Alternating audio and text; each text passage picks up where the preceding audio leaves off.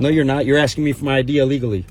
He conducted a traffic stop. That's not how that works. That is No crime has been committed. There's no reasonable articulable suspicion. Excuse me. When you commit a traffic infraction, There's no reasonable articulable suspicion that a crime has been committed.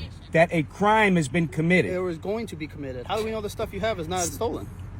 We got no way to prove it. No way. Not how that works. It's not. No way I can prove it. Please get your supervisor here. Sure. Because that's not how this works. Well, then she should know better. She should know better. And so should you, Mr. Garza. We are allowed to step out with people who reasonably believe. Yeah, dumbass people who don't know the law.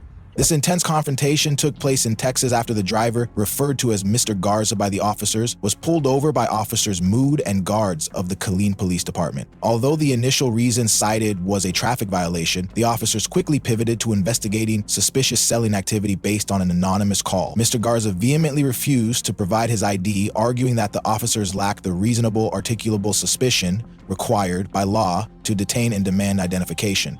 Did the police have the legal authority to force a citizen to provide identification based solely on a report of suspicious but non-criminal activity? Welcome to ID Refusal 101. We're here to arm you with legal knowledge to protect yourself. Subscribe now to know your rights and how to assert them. And now, enjoy the video.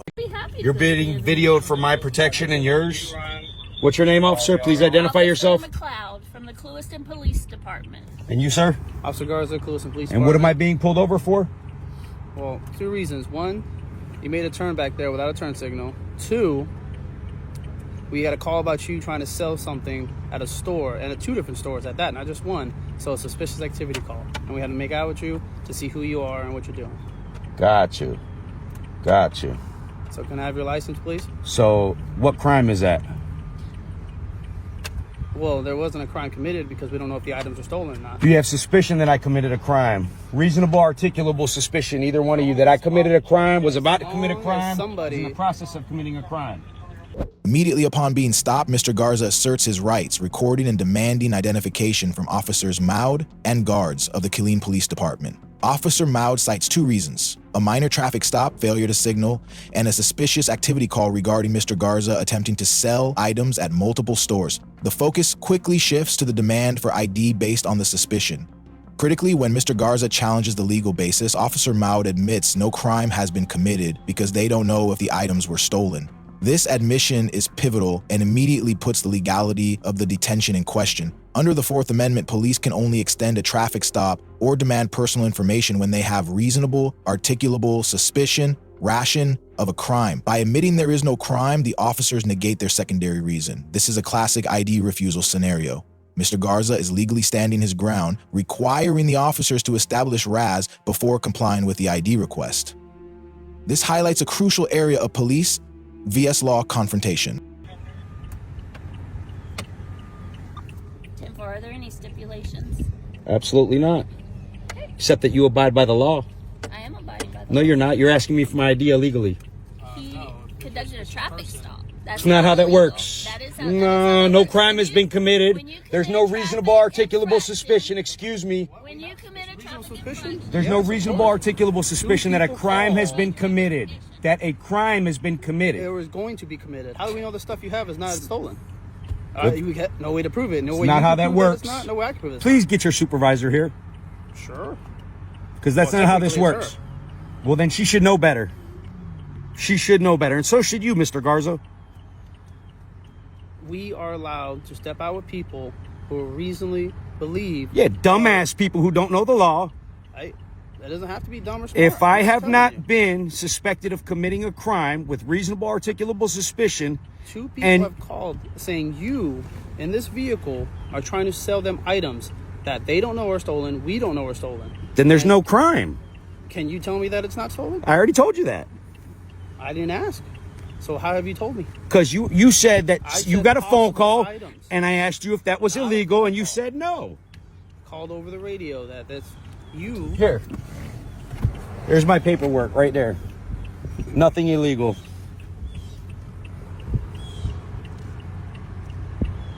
Was that so hard? No. But you can't just get people's ID for nothing, Mr. Garza. It's not for nothing. It is. It is. Mr. Garza's ID refusal intensifies as he continues to push the legal boundary. He firmly asserts, no crime has been committed. There's no reasonable articulable suspicion. Rather than providing evidence for RAS, Officer Moud attempts to shift the burden of proof onto Mr. Garza. How do we know the stuff you have is not stolen? This is a common tactic of police misconduct, forcing a citizen to prove their innocence, which violates fundamental legal principles. In response to this overreach, Mr. Garza decisively demands the presence of the supervisor. Tensions peak as the officers become aggressive, implying Mr. Garza is ignorant of the law. Mr. Garza fires back, asserting that only those who fail to understand their constitutional rights would concede. This firm ID refusal, grounded in the Fourth Amendment, illustrates Mr. Garza forcing the police to adhere to strict police vs. law procedure as dictated by the Constitution. There's policy and procedure, and there's constitutional law that you swore an oath to, my friend. Hold on. If somebody's standing here, and they're just standing here with no kids, and they're a grown person just sitting there, that's a suspicious person. You know, I just got a call about some officers that we had to watch out for here that were breaking the law and the people's constitutional rights. I can assure you that's not us. You sure it's not you? Not me. But look, I have suspicion to believe it's you. Hold on. You gonna let me finish what I'm saying so you have an understanding? How you doing, boss? There's a supervisor right there if you want How to you speak doing, to him. Supervisor? We're just getting an understanding of constitutional law here. You know, no big deal. He said he pulled me over because he got a phone call that, you know, we were selling stuff. I asked him if that's illegal. He said, no, that's not illegal, right? That's where we were at in the conversation. He asked for my ID, so I asked him again, what did we do that was illegal? For me to give you my ID, did we have any reasonable articulable suspicion that a crime has been committed? He said no. We got a phone call. 2 people said that items were trying to be sold. That's not a crime. Not here, not in Texas, not in, anywhere. It's not a crime. My understanding is you were pulled over for a traffic offense. That's not what I was pulled over for. Mr. Garza pulled me over. This woman pulled through here after. There was no illegal turn. That right there is a turnaround. You don't have to put your blinker on at that turnaround right there. Tomato. Right. So have you identified yourself correct? I told him who I was right there. Perfect. All right. It's not stolen stuff. I'm not trying to give him a hard time, but you guys can't just pull people over and say, oh, we got a phone call. Somebody said you were selling stuff. Let me see your ID. That's not how this works. I respect the law. You guys got to respect it too. You swore an oath to it. Okay. With the supervisor's arrival, Mr. Garza executes a strategic move, articulating the entire sequence. He states clearly that Officer Moud confirmed the selling activity was not illegal, yet proceeded to demand ID. This serves as clear evidence of potential police misconduct, the overreach of authority to enforce a demand not protected by the Fourth Amendment. Notably, Mr. Garza flips the narrative, accusing the officers of violating their oath and citizens' constitutional rights. He emphasizes that merely reporting selling activity does not generate the reasonable articulable suspicion required for detention. The presence of the supervisor should mandate an end to the unlawful ID refusal scenario. This segment highlights Mr. Garza's deep grasp of police versus law, compelling the officers to implicitly admit they lack the legal grounds for demanding ID, thus validating his persistent ID refusal strategy. All right, hold on for there. Okay, look, my name is Sergeant Yeasbash, badge number 0464. All right. You know your shit. Closton Police Department. Yes. Look, we got a call at the Ace Hardware parking lot. Person just wanted to remain anonymous, saying that hey, somebody was trying to sell a stereo in the parking lot, and that's it. They didn't request contact, nothing along those lines. All right. Look, he conducted a traffic stop. He was just trying to identify you guys. Everything's good. And that's all we're trying to do. Key word, try to identify. That's all. Just try. But that's not how that works. Look, we're here, attempting to identify. That's all we're trying to do, all right? Your name again? Sergeant Tito Nieves. All righty, sir. Be safe. Thank you. One, okay? And we can sell here. It's not illegal. It's not illegal. Especially if I got my sales tax license, correct? If you are a business conducting business within the city, you need a tax business receipt. Got all that. We don't have Alrighty. that knowledge. Thank you. But you can't receive that knowledge illegally. But we can okay? ask you. just Okay, like and you I can provided. and I can refuse. Yes, you can, but we still need to figure out what you're doing somewhere. So until we figure that You out, could try to figure it out. Until we figure that out, you are deemed a suspicious person. Do you understand? Yeah, but being a suspicious person is not somebody that has been deemed reasonable articulable suspicion of committing a crime, about to commit a crime, in the process of committing a crime, would give you the only viable and reason to ask for my ID, period. There's no exceptions at all. So the traffic stop means nothing.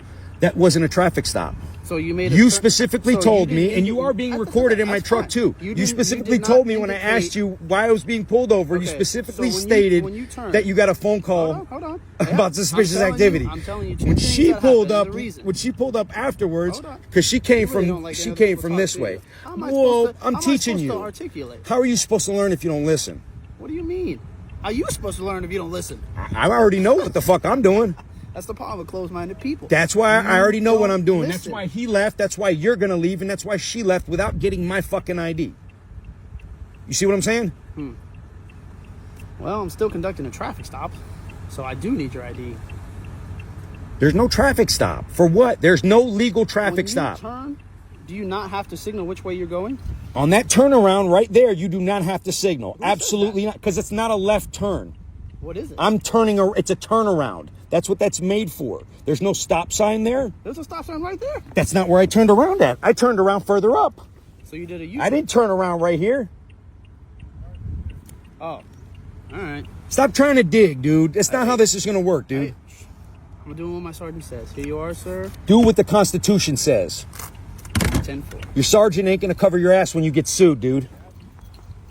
Sergeant Yeasbash confirms the call was only about selling a stereo and admits they are just trying to identify. Yet Officer Moud persists, declaring Mr. Garza a suspicious person who must provide ID until the police figure that out. Mr. Garza delivers the decisive legal argument. ID refusal is an absolute constitutional right. A suspicious person does not meet the reasonable articulable suspicion threshold required to demand identification. To break the sustained ID refusal, Officer Moud attempts to return to the original traffic stop pretext, but Mr. Garza successfully rebuts it, proving there was no signaling violation at that specific turnaround point. The segment concludes with Mr. Garza delivering a stark police versus law warning. Officers must follow the Constitution, not their sergeant's orders, or face the risk of being sued for their police misconduct. This marks a definitive victory for Mr. Garza's Fourth Amendment rights. This confrontation serves as a perfect demonstration of asserting one's constitutional rights during an ID refusal situation. Mr. Garza exhibited excellent legal proficiency, grade A, consistently challenging the officers with the Fourth Amendment, asserting the lack of reasonable articulable suspicion, RAS. Conversely, Officers Moud and Guards repeatedly used legally unsound arguments and demonstrated an overreach of authority, grade D, including attempts to fall back on the refuted traffic stop pretext. The core takeaway is you are not required to provide ID unless the police establish RAS of a crime. When faced with an unwarranted demand, the lawful ID refusal strategy is to demand the officer state their RAS. Would the police behavior have been different had Mr. Garza immediately complied? Subscribe to ID Refusal 101 to learn how to protect your rights. Also, support the original channel for more vital legal accountability content. Knowing your rights isn't being difficult, it's being prepared. If this video helped you understand your legal rights, don't forget to like, share, and subscribe. Drop a comment below, tell us your story, ask a question, or suggest the next encounter we should break down. This is ID Refusal 101, where we teach the basics of your right. Thanks for watching, and see you next time.